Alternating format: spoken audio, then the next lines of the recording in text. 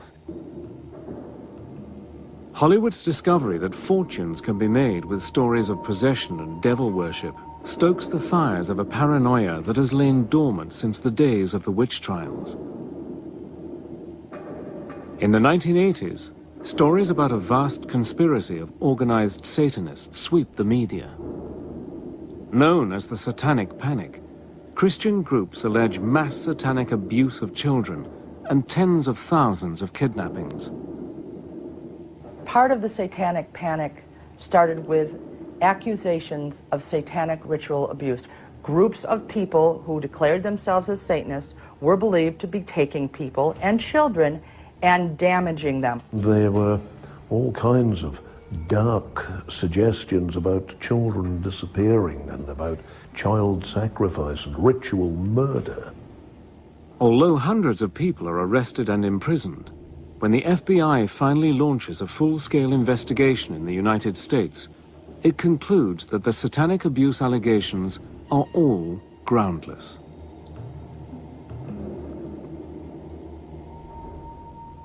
One of the horrifying things about human nature is that it lends itself to hysteria.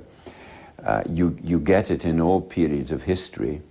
I think you get it much more virulently nowadays because one of the most potent instruments for spreading hysteria is the modern telecommunications industry. If members of satanic religions mostly don't believe in a supernatural devil and don't pray to Satan, what does the devil represent? Some Satanists claim the devil stands for a spirit of change. A lot of people are frightened by the term Satanism. A lot of people automatically think that Satanists are bad people. They should be no more scared of a Satanist than they should be scared of anyone else they meet. You know, what Satanism means to me is opposition and balance. Alternative thought, playing the devil's advocate. There is no good and evil. I mean, to a mouse, a cat is this horrible evil thing with fangs, but to the pet owner, the cat is heavenly. We create our own reality. That's the whole idea behind Satanism.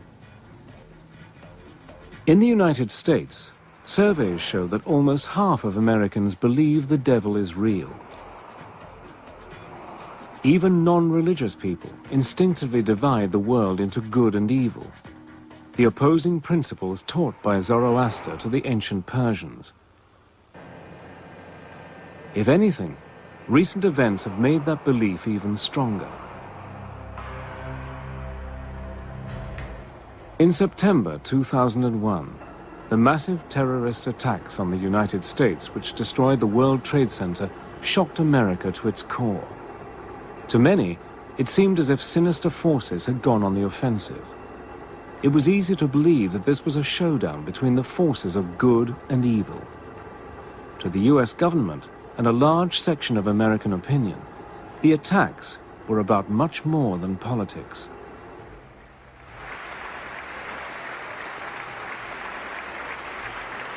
We've come to know truths that we will never question. Evil is real, and it must be opposed. You're either with us or you're against us. And if you're against us, by and large, you're going to be working hand in hand with Satan. It was Reagan that talked about the evil empire. Bush talks about the axis of evil. It's classic, ancient, dualistic thinking. In the wake of the 9/11 attacks, President Bush gave the job of catching Osama bin Laden, the man responsible for the atrocity, to Lieutenant General William G. Boykin. But according to Boykin, America's real foe isn't bin Laden. In the general's words, the enemy of the US is a guy called Satan. Since 2001, the draconian measures taken by the US and other governments in the war on terror are uncannily like those of the war on Satan of 400 years ago. Imprisonment without trial, secret hearings, anonymous tip-offs, and torture. We are seeing a similar willingness to justify mistreatment, to justify the removal of rights, the justifiable use of torture, against the perceived enemy in the war against terrorism. If you're fighting a war against evil, what begins to happen, I think, is that you end up by turning into the evil that you're fighting. Controversially, President Bush called the invasion of Iraq a crusade. The similarities with the historic crusades against heretics are striking. They include a belief on the battlefield that the enemy are not just military opponents, but agents of pure evil.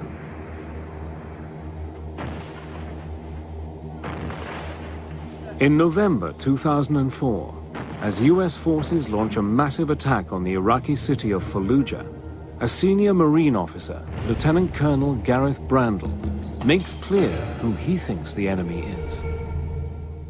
The enemy has got a face. He's called Satan. He's in Fallujah. And we're going to destroy him. It's embroidery, it's myth-making, it's poetry.